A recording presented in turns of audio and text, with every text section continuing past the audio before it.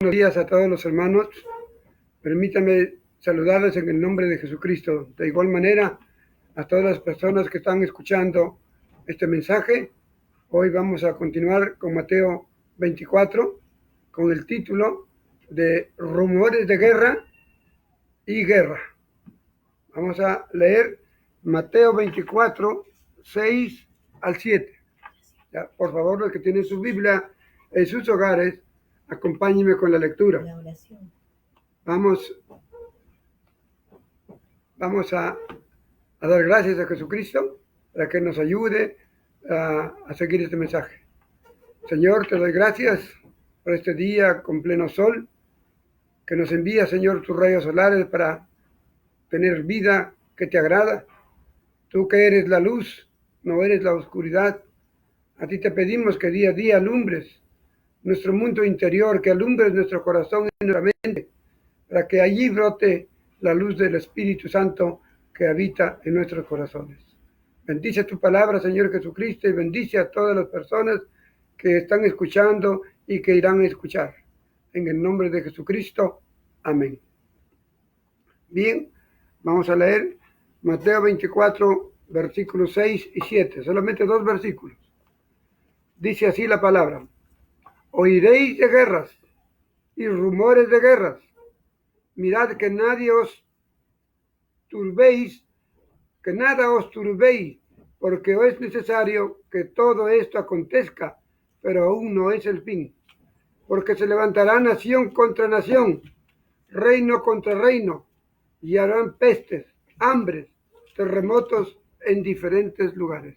Palabra de Dios. Bueno, desde que vino nuestro Señor Jesucristo hace ya 2020 años, y en el año 30, Él habló esto a sus siervos, los apóstoles. Nuestro hermano Mateo escribió. Marcos también escribió. Lucas, el doctor Lucas, también escribió. Juan no ha escrito de esto. Su enfoque es otro. Pero tenemos 3 evangelistas que han escrito, que dan fe de lo que dice la palabra de Dios. Quiero remontarme a quién gobernaba cuando estaba Jesucristo en el año 30 y aún desde cuando nació en el año 1. Tenemos el Imperio Romano, que desde 470 años antes de Cristo comienza a formarse Roma, la ciudad de las 4 colinas, y comienza a formarse hasta que se va conquistando, entre ellos van luchando y conquistando pueblos y forman el imperio, forman Roma. Pero Roma no se contentó con ser un país, que hizo más. Expandió su territorio y fue conquistando el imperio que se conoció como el Imperio Romano. Cuando Cristo nace, ya el Imperio Romano, que había dominado a la anterior potencia de aquel entonces, que era Grecia, con Carlomagno, el gran capitán, el gran guerrero, ya lo conquistó Roma. Entonces ya el año, más o menos el año 30 antes de Cristo, ya tenía todo conquistado. Aún Palestina o Israel, ya lo había conquistado ya. Cuando Cristo nace, en el año 30, en el año 1, entonces tenemos a un imperio romano que dominaba toda Judea, toda Jerusalén, todas esas partes del mundo de aquel entonces. Tenía todo el dominio y conquistó carreteras que iban a cada sitio de los países que formaba el Imperio Romano. Entonces, ¿qué ocurrió? En el año 30 habló Jesucristo de lo que iba a ocurrir a partir de ese primer siglo en adelante. No está hablando para atrás. Y eso es lo que tenemos que enfocar hoy, esta mañana. Cuando Cristo está diciendo, oiréis de guerras y rumores de guerras, Él está mirando del año 30 en adelante. Vemos pues que ha habido muchos rumores de guerras. Ha habido algunas guerras, porque ya estaba consolidado el Imperio Romano en el año 200 de Cristo, ya estaba consolidado con todo su imperio, con Constantinopla, los árabes, los judíos, Egipto, España, Inglaterra, Holanda, Francia, Alemania, Hungría. El único que no había conquistado es Rusia y todos los países de ese lado de nuestro mundo. Pero tenía la mayoría y era un imperio. Este imperio tuvo su primera caída en el año, más o menos en el año 450 al 500 después de Cristo. Ahí es cuando los países ya cansados de tanto dominio de Roma comienzan a independizarse por medio de luchas. No eran confrontaciones mundiales, era cada país. España quiso independizarse del Imperio Romano, tuvo que tener sus luchas contra Roma para independizarse. Portugal de igual manera, Inglaterra de igual manera, Francia de igual manera, Alemania y todos los países, Grecia también. Se fueron independizando poco a poco, que duró hasta el año 1450 de la era cristiana. Si sumamos los 1450 más los 700 años antes de Cristo, tenemos pues 2200 años que Roma, desde que nace, llegó a ser un imperio. Pero ya a partir del 1450, que estamos hablando ya no de la Edad Media, ya estamos hablando no de la Edad Antigua ni de la Edad Contemporánea, ya vemos a cada país independiente, ya no son esclavos de una Roma imperial. Entonces, en ese contexto nos habla de rumores de guerra. Siempre hubo rumores de Grecia que queriéndose independizar de Roma. Siempre hubo rumores de guerra de Francia, de España, de Portugal, de Inglaterra y de todos los países que formaban el Imperio Romano. Hubo rumores de guerra y Roma fue desmembrando, entregando para que vivan independientemente, poniendo como líderes de esos países a veces a sus nietos, a familia, pero después cada país fue quedando solo. Hubo rumores de guerra, pero a partir de 1450 no ha habido tanta guerra. Pequeñas guerras limítrofes. La conquista de los países siempre ha seguido. España vino a conquistar Perú, Inglaterra vino a conquistar Estados Unidos y Portugal vino a conquistar Brasil. Por eso tenemos un habla portuguesa, un habla castellana y un habla inglesa. Sí, ha habido conquistas, pero ha sido una pequeña guerra de conquistar un país.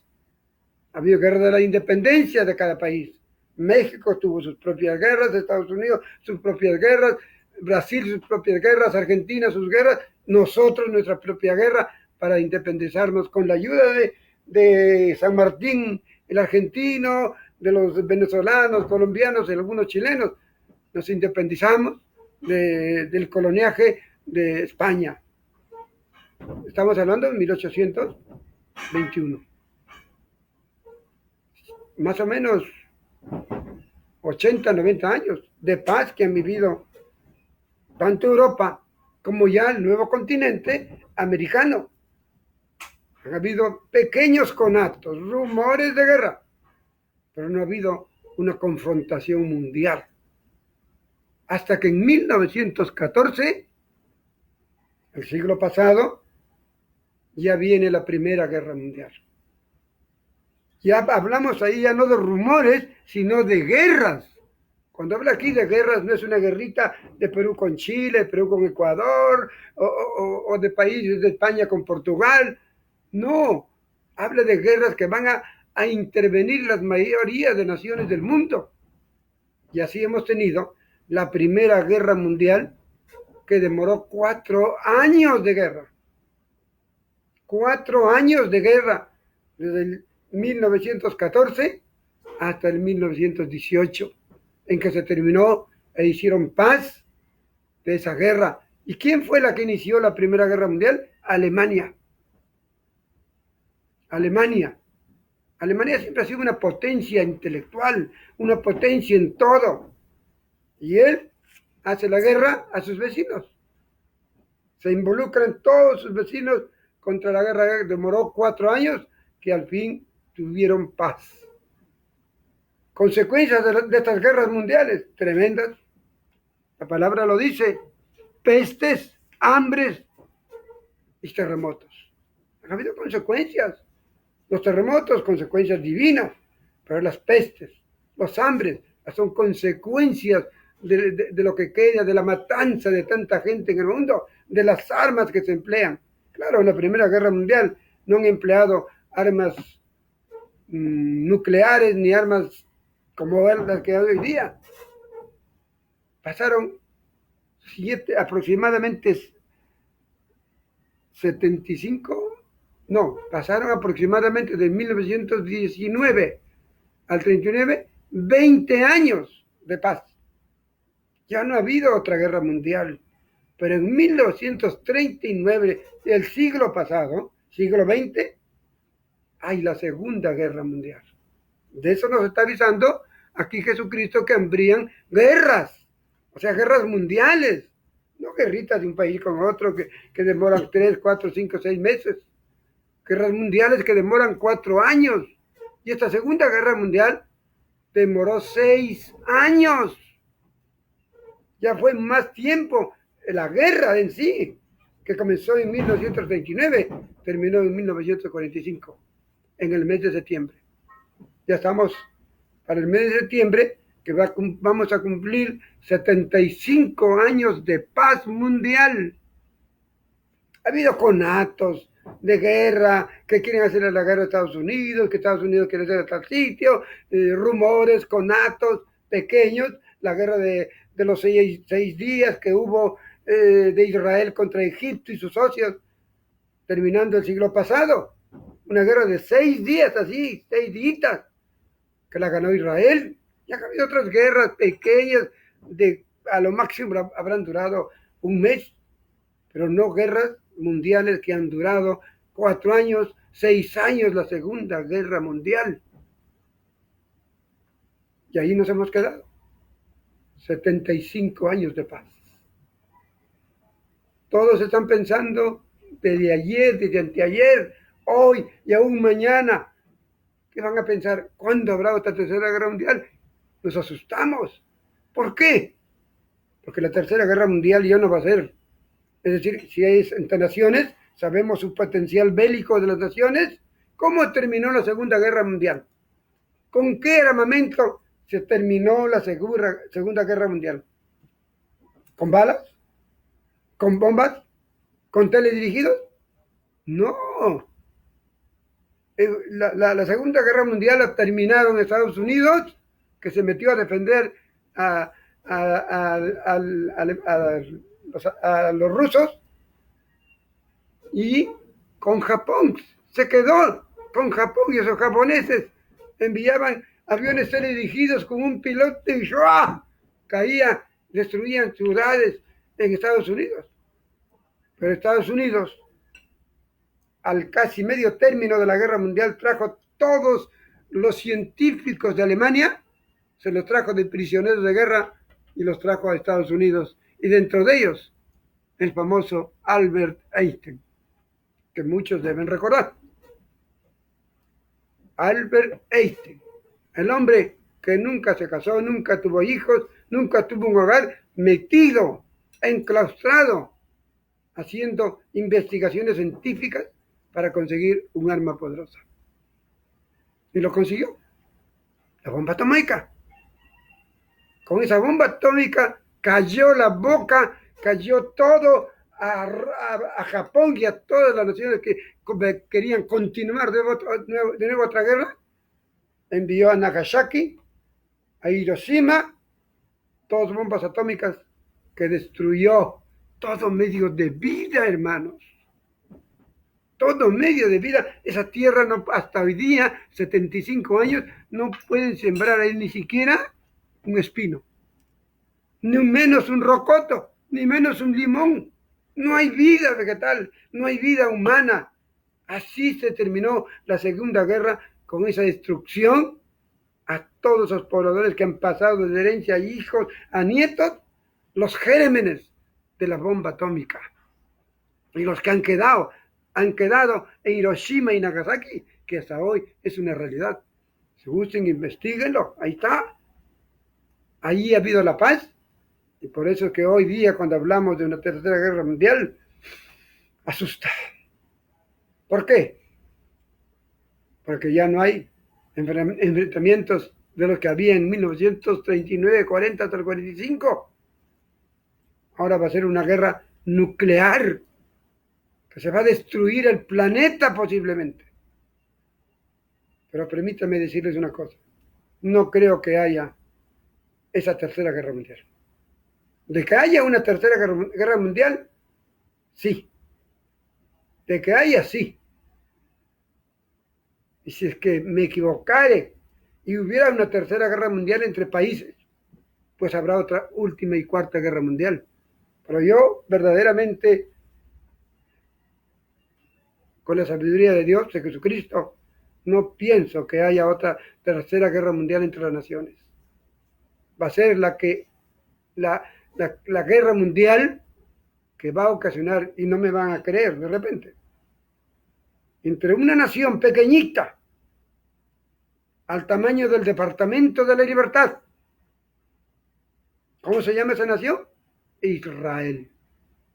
Israel tiene su metraje de kilómetros de lo que tiene el Departamento de la Libertad, donde vivimos nosotros.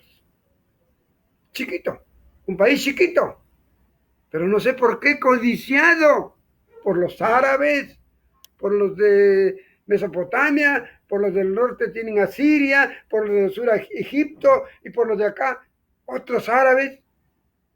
Todos codician ese país.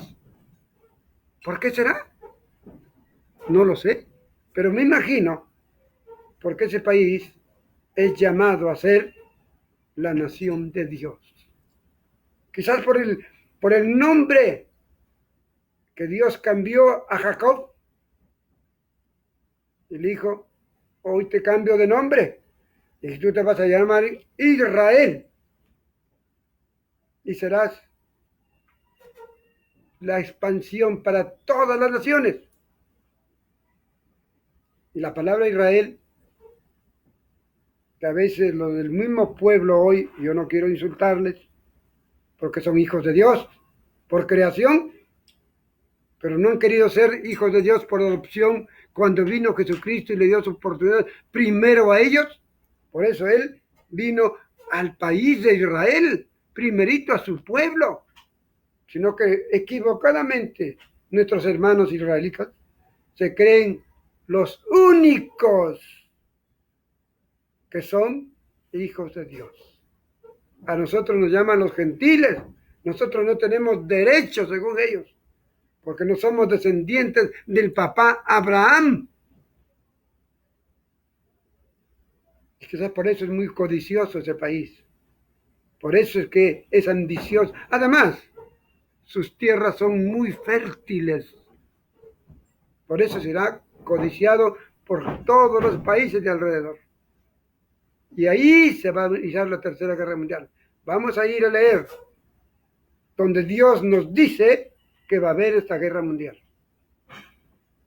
Y nos dice que Israel va a pelear con todas las naciones, contra Estados Unidos, que hoy es su papá, contra Rusia, que es su enemigo, contra los árabes, contra los franceses, italianos, romanos, contra peruanos, contra todas las naciones. Todas las naciones pondrán su granito de arena para que ahora se vayan a hacer la guerra al pequeño país de Israel. Si pensamos con una mente humana, ¿qué pasará? ¿Podrá Israel soportar tremendas armas nucleares convencionales y que están inventando Rusia como potencia, la China y Corea del Norte, potencias, Estados Unidos, Inglaterra, potencia en los mares? ¿Podrán Basta que vaya uno, pues. Pero van a ir todas las naciones. Vamos a leer mejor la palabra y vamos a explicar que eso es verdad. Si algún hermano israelita me está escuchando, por favor voy a leer parte de la Torá. La Torá es el Antiguo Testamento. Ellos tienen en su mano derecha la Torá, pero en su mano izquierda tienen los libros escritos por los eruditos israelitas que ellos le llaman los rabinos. Tienen una biblioteca grande de todos los rabinos, así que ellos no creen solamente en la Torá, sino también en qué dicen sus rabinos. Nosotros los cristianos no creemos al cristiano, creemos a Dios, que se llama Jesucristo, que Él habla a través del cristiano. El cristiano no nos salva, por más erudito y de grandes palabras de convencimiento que tenga. Jamás un hombre llamado cristiano va a salvar a nadie. Solamente somos instrumentos para llevar el sagrado evangelio y ojalá se salven.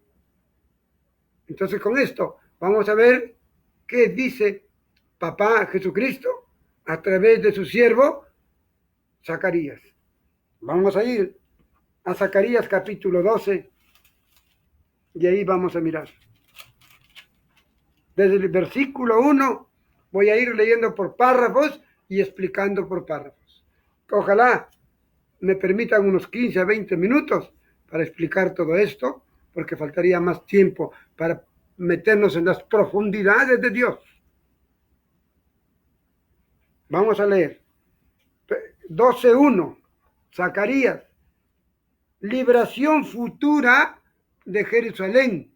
Aquí está en mi Torá.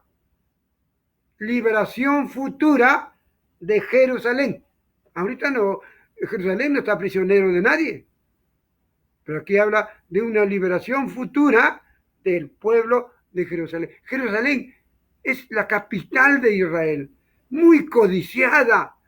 Antes ha pertenecido a otro país. Hace poco firmó Trump, el presidente de Estados Unidos, reconociendo a Jerusalén como la capital de los israelitas. Por eso Israel ahorita hace fiesta.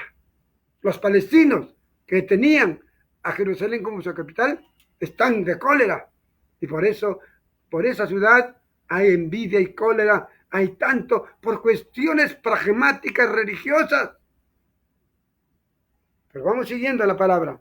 Profecía de la palabra de Dios acerca de Israel. Dios que extendió los cielos y fundó la tierra y forma el espíritu del hombre dentro de él, ha dicho, ojo, ojo acá. Aquí hay algo muy importante que se aplica a todos nosotros, a creyentes y no creyentes.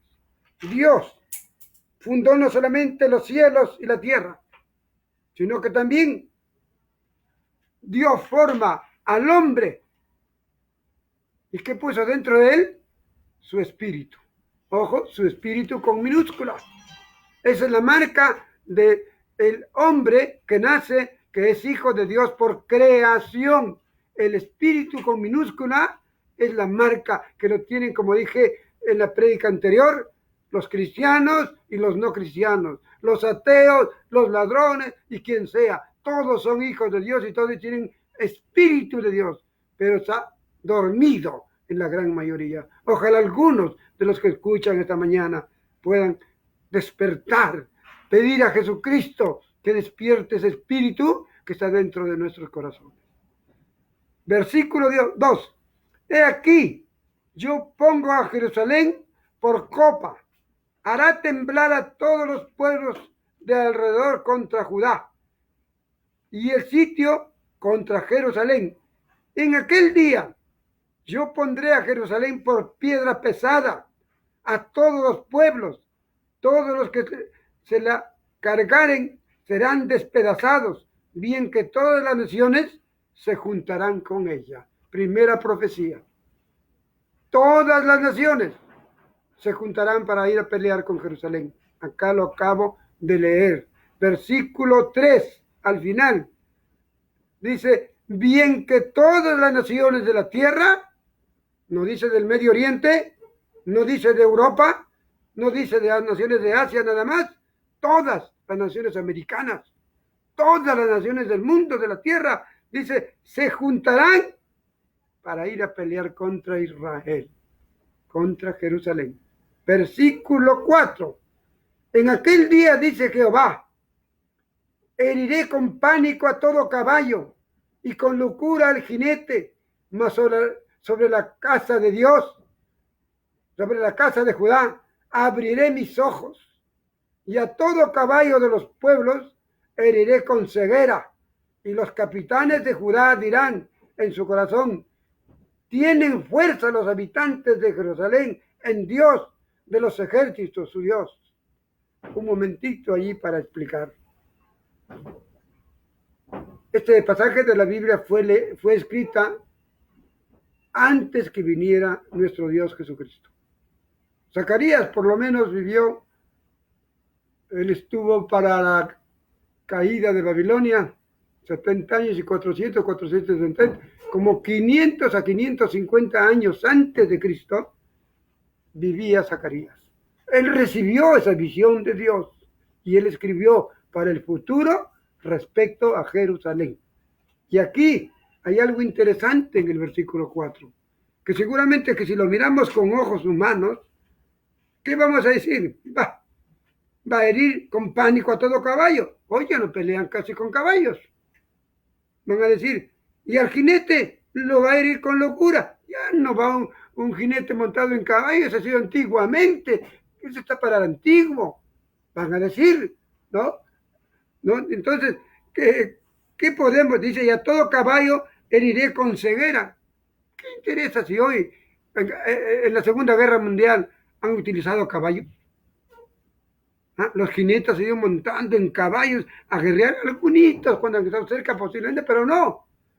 Ha sido a través de aviones ya, pilotos de avión, ¿no? En la Segunda Guerra Mundial. Si hoy tendrían que pelear, va a haber un teledirigido, aquí como en una oficina va a estar alguien dirigiendo en su computadora, va a dirigir a dónde va ese avión y dónde va a hacer daño, pa. No sé si recuerdan hace poco, 176 más o menos americanos iban de vuelo en un avión y tenía que pasar, creo que pues, este país de Asiria. Y Trump había mandado matar a los capitanes, a unos poderosos del ejército de ese país. ¿Qué hicieron los del ejército de ese país? Solamente de su computadora fueron viendo el camino de ese avión que iba con 176 americanos, y solamente cuando entró en su país de pasadita para otro país, solamente hizo un clic. Y cuando hizo un clic, ¿qué pasó? Es un teledirigido y lo destruyó bien arriba de nuestra atmósfera, lo destruyó ese avión y murieron los 176 americanos. No hay jinetes, no hay caballos, pero la palabra de Dios está escrita para entenderlo en cada época. Y tenemos que entender hoy día, ¿qué es un jinete hoy día?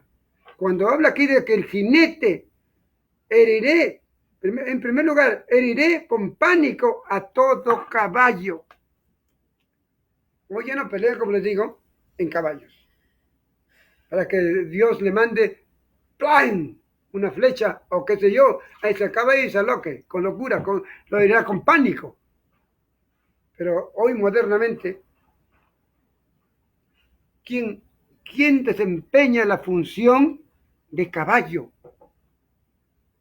Vamos a pensar.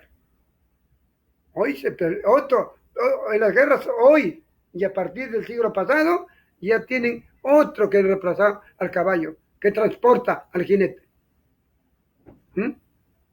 Un avión va con su piloto. Y cuando llega al país que van a hacer la guerra, solamente de ahí le envía, lo bombea, y un solo hombre, con un solo avioncito, destruyeron una ciudad. Pero aquí dice Dios que va a herir con pánico a todo caballo, es decir, a esa nave, a ese avión que mande un país a otro país, sobre todo aquí que vamos a ver a Jerusalén. Están enviando un teledirigido o con piloto que se va a destruir la ciudad de Jerusalén. Dios va a enviar pánico. ¿A quién? A esa nave. Esa nave salió bien del país que le envió. Salió bien con su piloto bien entrenado que se va a disparar a destruir Jerusalén. Pero en el trayecto, él machuca un botón para que salga un teledirigido a Jerusalén. Está con pánico esa nave. No funciona. ¿Por qué no funciona? El poder del Altísimo.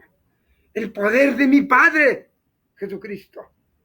Por él hará pánico a esas naves por más botones que lo machuquen para disparar y destruir a Jerusalén. No podrán. Se cumplirá la palabra. ¿Qué más nos dice?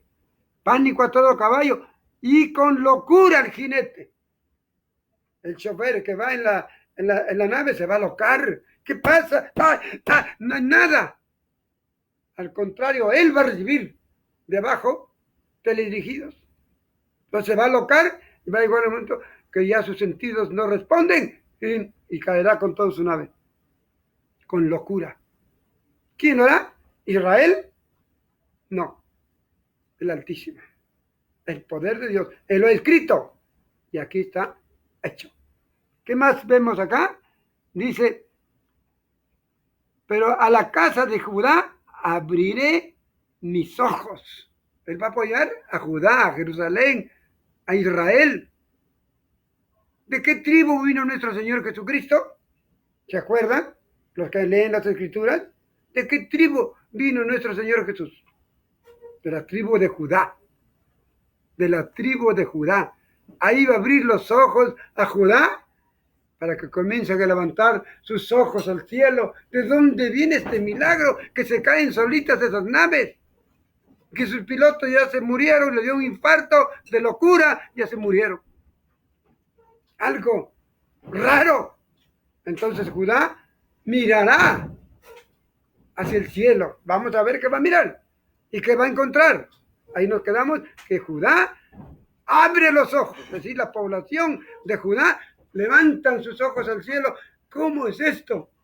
Recuerdo una versión que decía en el antiguo pacto: levantaré mis ojos al cielo porque de allí vendrá mi socorro.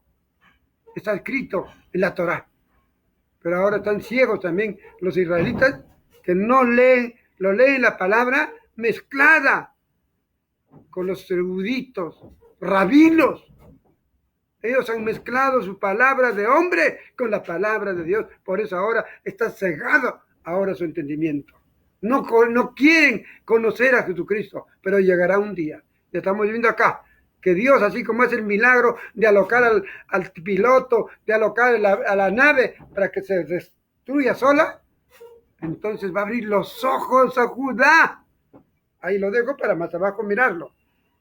Versículo 5. Los capitanes de Judá dirán en su corazón: tiene fuerza los habitantes de Jerusalén, y su fuerza está en Dios de los ejércitos, porque Él lo ayuda.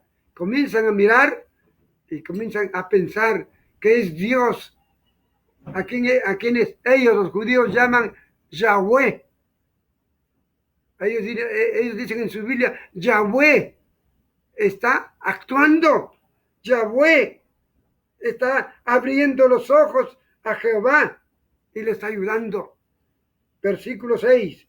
En aquel día pondré a los capitanes de Judá como un brasero de fuego entre leña y como antorcha ardiendo entre gavillas.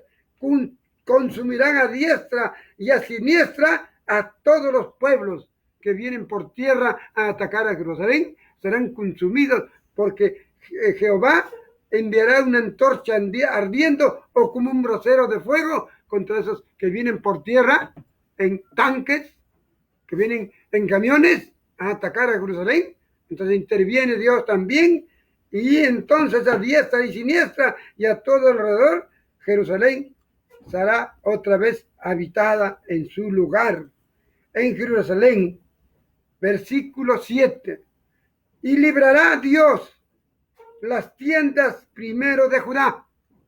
Librará primerito Jesucristo a su pueblo, a sus hermanos de la tribu de Judá. Son sus hermanos que, según el ejemplo de la tribu de Judá, y de ahí viene Jesús. Entonces él va a venir primerito a sus parientes de su descendencia de Judá, para que la gloria de la casa de David, que también viene de Judá, ¿no? Y el habitante de Jerusalén, que era la capital, no se engrandezcan sobre Judá, para que todas las 12 tribus no se engrandezcan el uno y al otro. Permítanme hacer un pequeño alto, hermanos amados. ¿Qué significa la palabra engrandezca?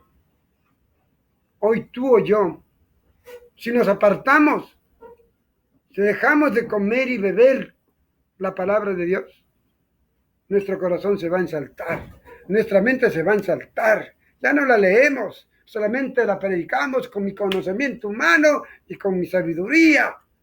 Y comenzamos a exaltarnos. Yo soy el mejor predicador, yo hablo de los orígenes, yo hablo del futuro, pero no hablan nada de lo que habla la palabra.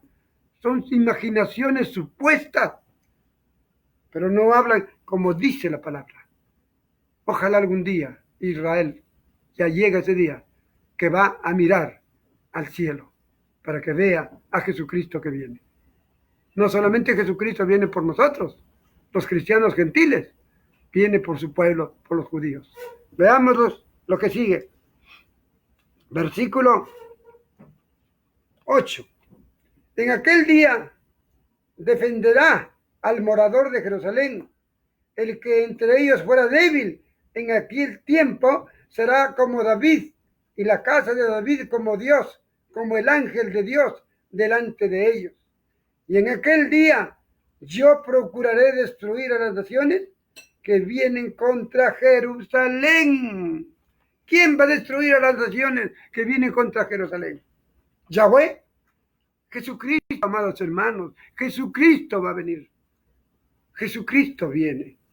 Esa es la profecía. Esa es parte del Evangelio. La segunda venida de Cristo. Y aquellos que no lo creen que va a venir Jesucristo, están perdidos. Ojalá alguno escuchare. Lean la palabra.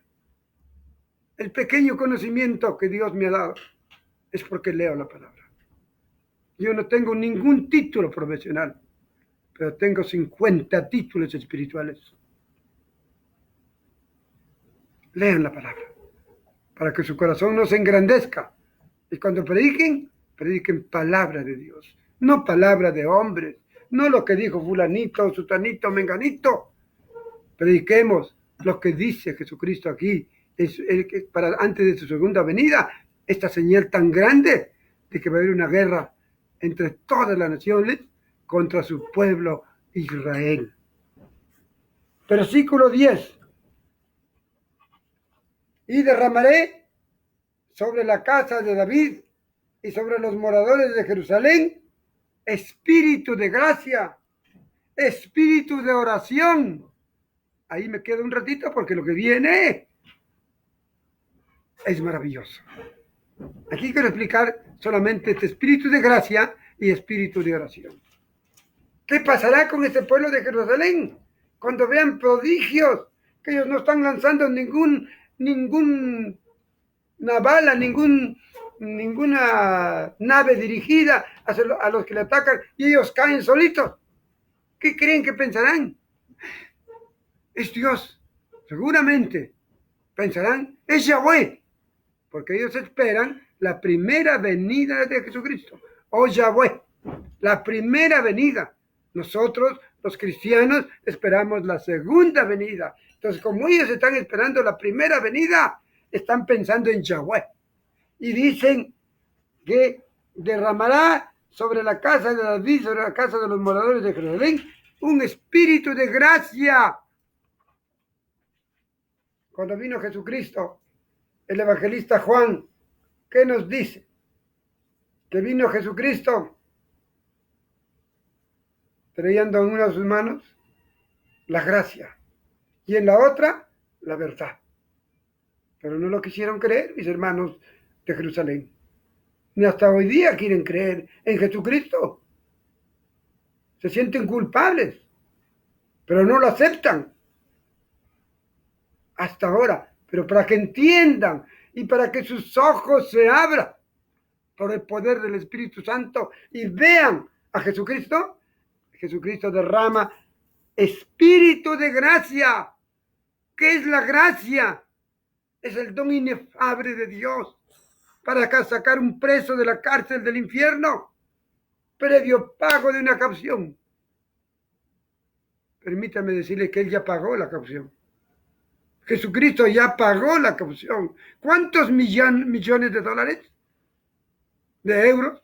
No, con eso no se paga a Satanás que está en el infierno y él tiene los nombres grabados en el libro de la muerte de las 2/3 partes y más de la humanidad.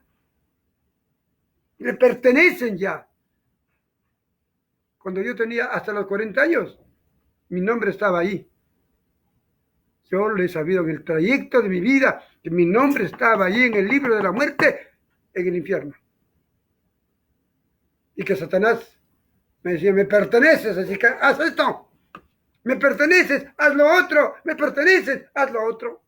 Porque le pertenecemos, le obedecemos. Pero vino Jesucristo, como lo que ofrece aquí, para su pueblo, en especial, vino con la gracia y la verdad. Es decir, su gracia es verdad, no es mentira. Y la gracia de Dios es ese don inefable, que Él vino por eso aquí a nuestro mundo. Para Él ir a pagar la caución de toda la raza humana. No solamente mía ni de algunitos, los cristianos, que a veces hay cristianos que se creen que Cristo murió por ellos nada más. Mentira. Ha muerto por toditita la raza humana y ha dejado como premio la gracia. Ya. Eres libre. Pero tú haz las gestiones pequeñas. Imagínate que tú tienes hay un preso que, bueno, su abogado se mueve y quiere sacarlo, que salga libre de la cárcel. Pero el Poder Judicial dice, muy bien, le concedemos, pero que pague pues unos $100,000. Y el preso de la cárcel no tiene. Y nadie quiere ayudarlo. Pero de repente tú, que eres un familiar o un amigo íntimo de ese preso, te mueve tu corazón lleno de gracia y dices, es mi amigo, es mi pata del alma. Ya hasta 20 años en la cárcel, tiene para 20 más. Voy a reunir los $100,000 con mis amigos, con mi familia, y yo voy a pagarle los $100,000 para que él salga. Reúne, paga y sale preso, el preso. ¿Con qué? ¿Cómo saldrá ese preso? Pongámonos a pensar. Yo me imagino que si yo fuera el preso y hay alguien que pagó $100,000 para sacarme a mí, yo lo buscaría y sería su esclavo toda la vida, aunque sea barriendo su casita, o barriendo la puerta de su casa, o siquiera cada día yendo a saludarle, Ramón, gracias, me sacaste de la cárcel. Pero a veces nosotros sabiendo, no somos gratos para darle gracias a Ramón. Yo estoy hablando de Jesucristo. Él pagó el precio. No costaba dólares ni euros, ni menos soles que no valen mucho. Solamente el precio, ¿cuál era? Sus 5 litros de sangre. Y Él por eso murió en la cruz, por ti y por mí. Y fue voluntariamente. Nadie le puso un puñal. Así como al de la historia. Nadie le puso el puñal para que pague los $100,000. Él se conmovió de su amigo íntimo que estaba preso. Así se conmovió Jesucristo de nosotros, que nos llama hermanos. Tenía a sus hermanos presos en la cárcel y el precio era 5 litros de sangre. Él pagó. Una vez que pagó, fue al infierno, les avisó que ya pagué, fue a los lugares donde estaban los muertos y predicó que ya pagó. ¿Ah?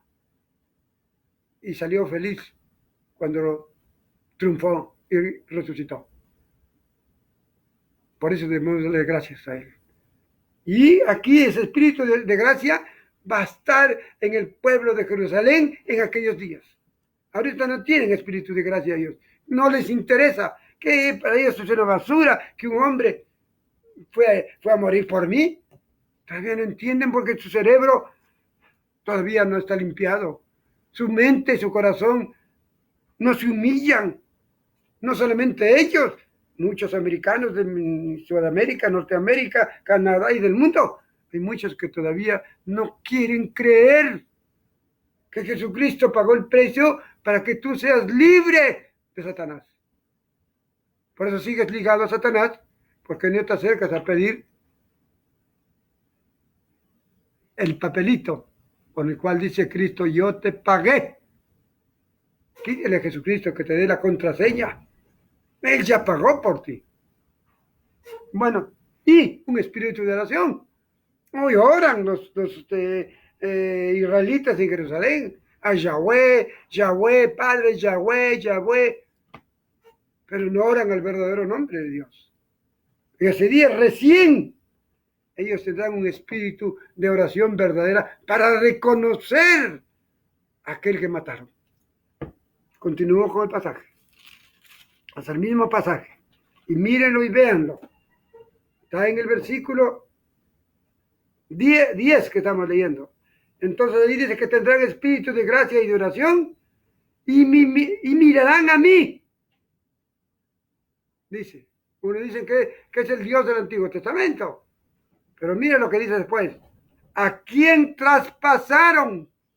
Este es el versículo clave para abrirle los ojos, no solamente a los israelitas, sino a muchos seres humanos de todo el mundo que no quieren reconocer que Jesucristo dio su vida por ti. Él ya pagó el precio. Anda. ¿Cuál es la credencial? Cree en el mensaje. Cree en Jesucristo porque es verdad de lo que Él ha hecho. Ese es el papelito que necesitas, la fe. Tú la tienes que conseguir. Entonces los israelitas mirarán a mí, a quien traspasaron. ¿A quién traspasaron los israelitas? ¿Ah? A Jesucristo. Y recién lo conocerán. Recién sabrán que ellos traspasaron el corazón de Jesucristo con esa puñalada, con los clavos, con los insultos, con los vejámenes, con los desprecios. Traspasaron, mataron al que nos vino trayendo la vida, pero fueron ignorantes.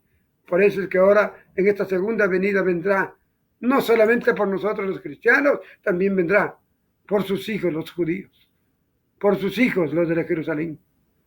Pero ¿qué pasará con ellos? ¿Cómo sé que ya se abrieron sus ojos y reconocieron que no es Yahweh, sino Jesucristo? Ahí está bien claro. Mirarán a mí, al que traspasaron en la cruz del Calvario. Ellos comprenderán, y mira la palabra conmigo, que sigue. Y llorarán, como se llora por hijo unigénito, afligiéndose por él, como quien se aflige por el primogénito. Recién reconocerán los israelitas, nosotros amamos a Jesucristo, perdón, Señor, perdón. ¿Y qué hará el Señor? Los perdonará porque verá una fe auténtica. Juan 1:12. Grábalo en tu memoria. O si no, pídele que lo escriba el Señor, que es la mejor fórmula. Evangelio de Juan 1:12. Voy a leerte desde el 11. El versículo 11, ¿qué dice? Que Dios vino al mundo, que era suyo, pero el mundo no creyó en él. No le recibieron. Ahí termina el versículo 11.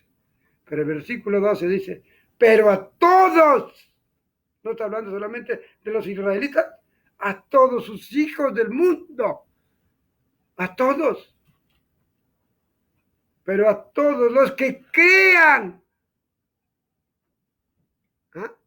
En mi nombre les haré hijos de Dios por segunda vez. Es clave ese versículo 12. ¿Has creído? ¿Has creído en Jesucristo como el verdadero Dios y la vida eterna? Si no estás creyendo en Jesucristo, sigues creyendo en Yahweh, que verdaderamente no es su nombre. Él es yo soy el que soy. Ese es su nombre. El Altísimo, el Todopoderoso. Ese es su nombre en el Antiguo Testamento. No tiene un nombre específico. Tanto que querían los judíos su nombre. Aún Moisés, de que estuvo, Dios realmente le dio una clave. 4 letras. Y-H-W-H. No le dio ninguna vocal. Y si no hay una vocal, los consonantes no tienen vida. No podemos llamarla porque nombres si no tienen vocales. Porque Dios no quería que sepan su nombre. Por eso dijo, yo soy el que soy. El Dios eterno. Ese es nuestro Dios. Pero lo han puesto los judíos Yahvé. Y los católicos también Yahvé. Y los luteranos le pusieron Jehová. No debieron agregar ningún nombre, ninguna vocal. ¿Quién tiene la razón? Ninguno.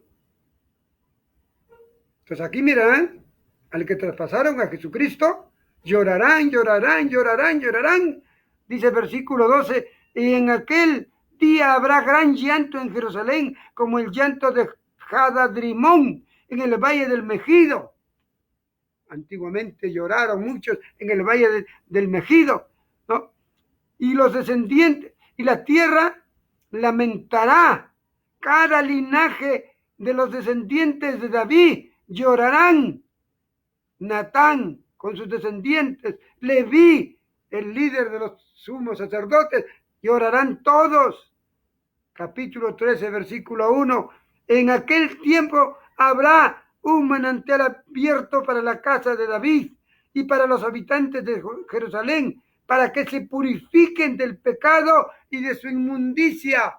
Que habrá literalmente un manantial de agua pura. El manantial de agua pura es la palabra de Jesucristo. Él es el que purifica. No vayas a creer que va a haber un manantial milagroso, como hoy dice, ay, voy a caminar y bautizarme en el río Jordán y moriré tranquilo, porque me bauticé en el mismo río que se bautizó Jesús. No. Eso es falso. Tú puedes bautizarte en cualquier lugar, pero el auténtico bautismo, el bautismo del Espíritu Santo, lo hace Jesucristo para vivir en tu corazón. Bautízate en eso. Pídele a Jesucristo que te bautice con su Espíritu Santo para que habite. Sino que esto es una imaginación linda del profeta Zacarías, ilustrando un manantial abierto, ¿no? Para todos para que laven su pecado y su inmundicia. El único que limpia del pecado es la sangre de Cristo. La fe en creer que Jesucristo es Dios y que Él fue a morir por tus pecados en la cruz. No hay otro. Ellos creerán recién. Ese es el manantial. Llorarán, que saldrán tantas lágrimas que podrá formarse un manantial, pero es que creerán que el Cristo bendito que ellos mataron, Él es Dios. Y serán salvos los judíos. En aquel día, dice Jehová de los ejércitos, quitaré de la tierra los nombres de las imágenes y nunca más serán recordadas. Y también haré cortar de la tierra a los profetas y al espíritu de inmundicia. Hoy gobierna el espíritu de inmundicia, el espíritu de Satanás, el espíritu del falso profeta, el espíritu del anticristo que está próximo a levantarse. Esos son los que nos tienen anonadados, nos han tenido, al menos a mí, nos han tenido ciegos, sin entendimiento y sin ninguna condición para poder mirar al verdadero Dios y la vida eterna, que se llama Jesucristo, pero que es espíritu y verdad. Es el Espíritu Santo, que no lo puedo ver ni tocar. pero sé que es real porque vive aquí. ¿Lo palpas? ¿Lo sabes? Bendito sea Jesucristo si vive en tus corazones. Y bendito tú. Pero si no lo tienes, éntrale, échale palabra y dile, perdóname, pequé, he sido una atadura de Satanás que me ha atado por tantos años. Pero hoy que veo que te vas a parecer así a Jerusalén, no a mí, pero gracias por la palabra que entiendo, por favor entra a vivir en mi corazón, lávame y límpiame, porque tú eres el manantial de agua pura, entrará en tu corazón. Pero pídele, con fe, creyendo.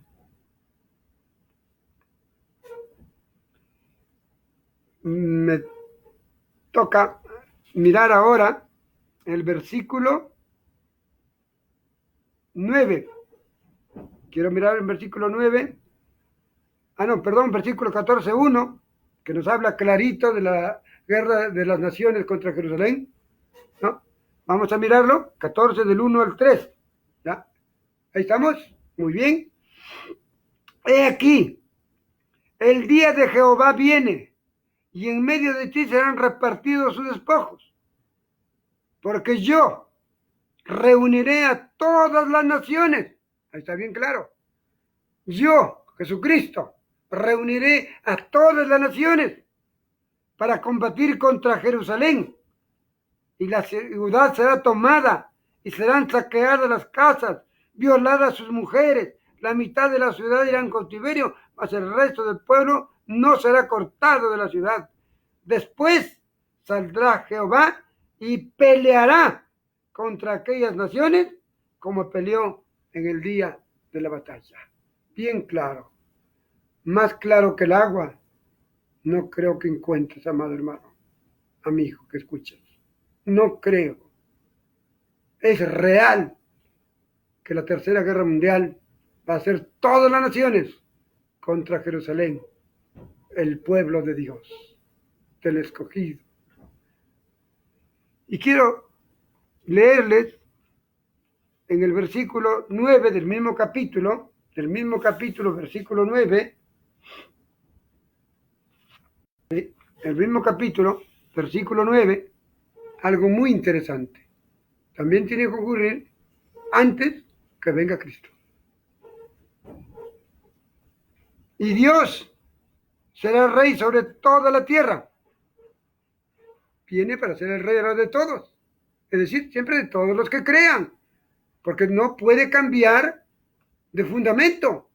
Para los gentiles, todos los que creen son salvos. Los que no creen, no. Viene a su pueblo. Ya lo vieron. Ahora, a todos los que creen, a todos los que proclamaron, al que traspasamos. Y llorarán pidiéndole perdón. Y Él los llevará al manantial de su vida para limpiarle de sus pecados y de todo y ser sus hijos adoptivos. Pero hay algunos que no creerán. Habrán algunos que no creerán. Aún de los propios israelitas. Y para ellos es el versículo 9 y para todos nosotros. Y Jehová será rey sobre toda la tierra. Ahí está, no solamente sobre Jerusalén, para que digan cuando venga, ellos esperan la primera venida de Dios y van a decir, Dios viene para que nosotros nomás seamos su pueblo. Mentira, viene para toda la humanidad que falta. Y hay muchos de los gentiles que se convirtieron, no sé cuántos faltarán. Pero hasta esta época que venga Cristo, ya no habrán gentiles ya, porque se habrá arrepentido el último gentil. Y cuando Dios sabe que es el último gentil, ya no pierde su tiempo con los gentiles, ahí se vuelve a su pueblo Jerusalén. Ahí se vuelve. Eso está en Romanos capítulo 11, 12, si quieren leerlo, ahí está, bien claro, que el último gentil, capítulo 11 de Romanos, dice que cuando ya hay el último gentil, significa que después de ese ya no hay nadie, así se le predique, así vengan multitudes aquí, si ya no hay para Dios, ya no hay para Jesucristo, entonces da la vuelta y se va, ¿a quién? A Israel. a sus hijos natos, a sus hijos, que no quisieron creer en Él en la primera visitación, pero se volverá a Él. Así lo dice la palabra. Pero aquí, ¿qué nos dice? Será rey sobre toda la tierra. Ya no será rey de Judá nada más, de Jerusalén, porque hoy se pelean por Jerusalén. Jerusalén va a ser la capital de todo el mundo. Y el rey Jesucristo se va a sentar en su trono a reinar por un momento en la tierra humana, pero después nos va a llevar a la Jerusalén celestial, donde ahí va a reinar por millones de años, por la eternidad, con nosotros. Y con todos los judíos que en esa última oportunidad se arrepientan. Nadie sin arrepentimiento puede ser hijo de Dios por adopción. El arrepentimiento es la clave para ser un hijo de Dios por adopción. Entonces, en aquel día, Jehová será uno. Ojo, no tenemos dos dioses. No tenemos tres dioses, como muchos dicen, ni Dios trino, Padre, Hijo, Espíritu Santo. Eso es una figura. Dios es uno. Vaya en Apocalipsis. Hay un solo trono, no hay dos tronos ni tres. Si fuera, yo leí ese Apocalipsis y veo tres tronos. Digo, uno es para el Padre, otro es para el Hijo y otro es para el Espíritu Santo. No. Y aquí Zacarías, inspirado de Dios, me escribe el versículo 9, en aquel día Dios será uno. No hay dos dioses ni tres. Uno. ¿Y qué más dice? Y uno su nombre. ¿Cuál es entonces su nombre? Y con eso vamos a ir a 1 de Juan 5:20, ¿ya? Antes de Apocalipsis, 1 de Juan 5:20. Un versículo que tú tienes que aprender, lo que te lo grabe Dios, para que nunca Satanás te diga, yo soy tu Dios. Yo soy el segundo Dios, yo soy el tercero. No, un solo Dios tenemos. Pero sabemos que el Hijo de Dios ha venido, ¿no? Y nos ha dado entendimiento para conocer al que es verdadero. Así Dios vino, tomó forma de hombre, cuerpo de hombre, para que nosotros podamos entender, tener sabiduría y conocimiento y conocer al verdadero Dios. Hasta aquí sería un enigma, pero permíteme seguir leyendo, ¿no? Y estamos en el verdadero. Ay, caray, eso fue escrito hace 100 años.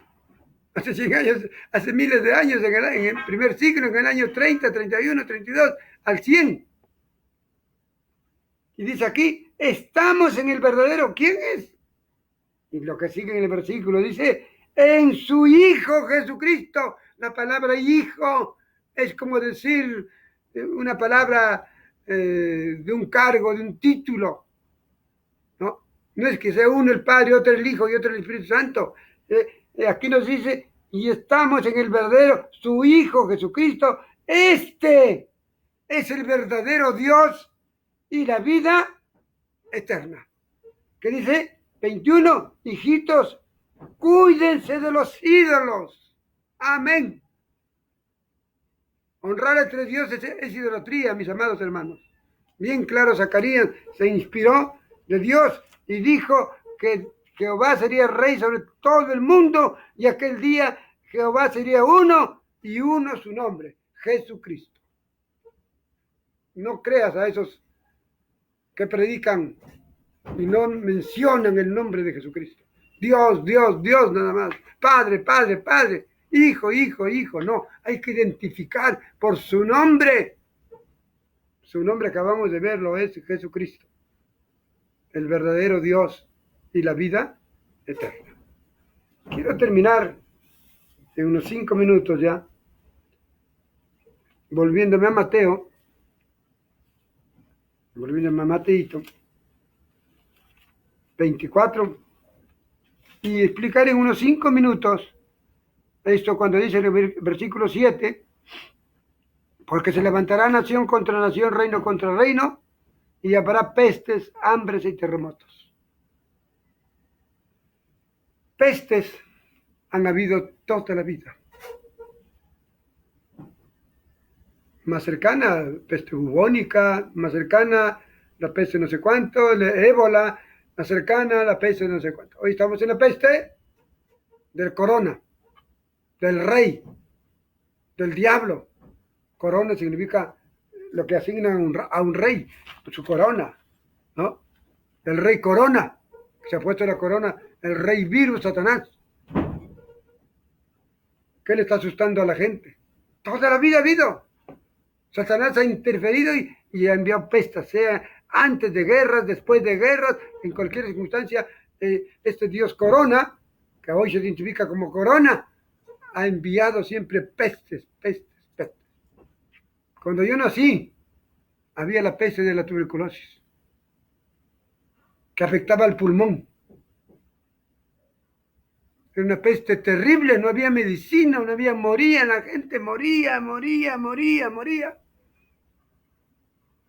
Los científicos estaban ocupados en las guerras, porque era época de guerra, del 1939 al 45. Entonces aparece esta peste, la tuberculosis, que hasta hoy sigue. Pero apareció como peste porque no había con qué detenerla. ¿Ah? Y el contagio era a estornudar, al hablar, igualito. Pobres nuestros padres, pobres nuestros antepasados, que han tenido que pasar a veces morir por cuidar al hijo o a la hija que tenía esa peste. O se morían juntas la familia, o morían algunos y salvaban algunos. Pero el gran milagro, o la consecuencia de la Segunda Guerra Mundial, ¿saben cuál fue? Que se descubrió la penicilina.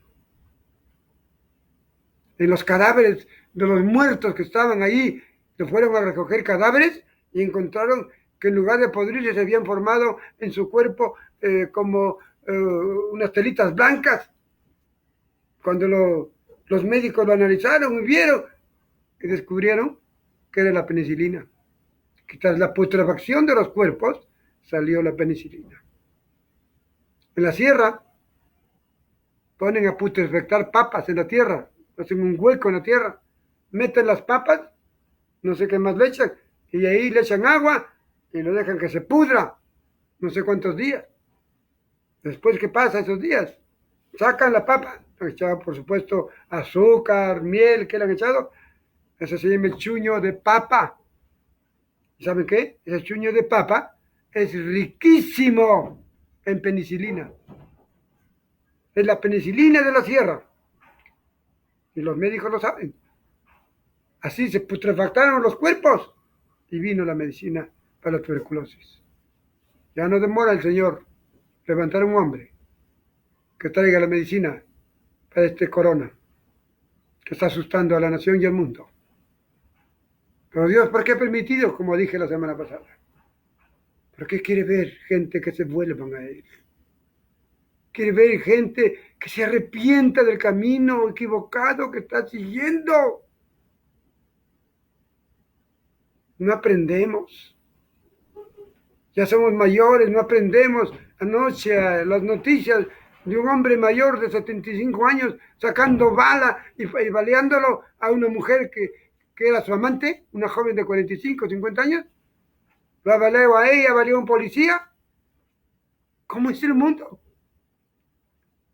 Ese hombre no piensa, es que hay un Dios. ¿Su Dios es qué? ¿El sexo? ¿Y su Dios de la mujer qué es? ¿La plata que le cobra? Cada uno tiene sus dioses humanos, pero busquemos al verdadero Dios Jesucristo, que Él nos va a enviar la cura de este corona. Él nos va a enviar, va a estar en las mentes de algunos médicos. Mañana pasado estará ahí el antídoto, la cura para este virus diabólico. No quiero despedirme sin antes decirte que también había hambrunas y había terremotos. Acabo de mirar un poquito la historia de los terremotos, solamente de este siglo, de estos 20 años que estamos. Promedio por año hay 1.700 terremotos al año, promedio. Multiplícalo por 2, por 20 años. 17 por 2, 34.000 o 34 millones de terremotos, 34.000. Terremotos ha habido toda la vida. No nos asustemos, aunque Dios dice que va a haber terremotos. Seguramente terremotos de grande escala, de 8 grados, 9 grados. Pero van a haber, porque es la señal de Dios. No quiero despedirme, sino invitarte a ti hermano cristiano, que sigas enamoradísimo de esta santa palabra. Enamórate de ella hasta el día de tu partida. Enamórate. Léela en la mañana, léela al mediodía, léela en la tarde. Porque así como extrañas cuando te enamoras a una dama que quieres estar con ella en el desayuno, en el almuerzo, en la comida, lo extrañas a la jovencita o al joven. Así Dios nos ha mandado su palabra para enamorarnos de ella. La palabra tiene poder para cambiar vidas. Nunca dejes de leer la palabra, hermano cristiano. Conozco muchísimos cristianos que empezaron conmigo la carrera. Muchos han claudicado. Llevé la palabra a muchas personas. Muchos han claudicado. No claudiques. No claudiques. Sigue adelante. Sé vencedor. Y quiero decirte a ti, amigo que no conoces de Cristo y quizás estás escuchando o escuches este mensaje. La palabra de Dios no es un libro. No son las letras del contenido de este librito. Es un libro humano. Son unas letras escritas por la imprenta y anteriormente escritas por personas inspiradas de Dios. Pero ¿sabes qué? Este librito, a leerlo, las palabras que lees cobran vida y penetran en tu mente y en tu corazón. ¿Cuál es la intención? De cambiar tu vida, de hacerte un hombre como Jesús, un hombre perfecto, porque a ninguno que es perfecto Dios lo llevará a vivir al tercer cielo. Que Dios te bendiga, que Dios que te ama te cuide en ese momento de crisis. Y siempre a mis autoridades de mi país, presidente, Vizcarra, congresistas, ministros, periodistas, hablen un poco de la palabra de Dios. Abran este sagrado libro y hablen de ella. Esto no es locura. Esto es verdad. Cambia vidas. Yo no quiero contar quién era, pero sí sé que me cambió. Ya no soy el de 40 años. Soy un hombre de Dios, con mis defectos y virtudes, pero cada día busco que crezcan mis virtudes y mueran mis defectos, por el poder de la palabra de Dios, que cada día que leo cobra vida y entra en mí. Que el Señor te bendiga. Gracias. Amén.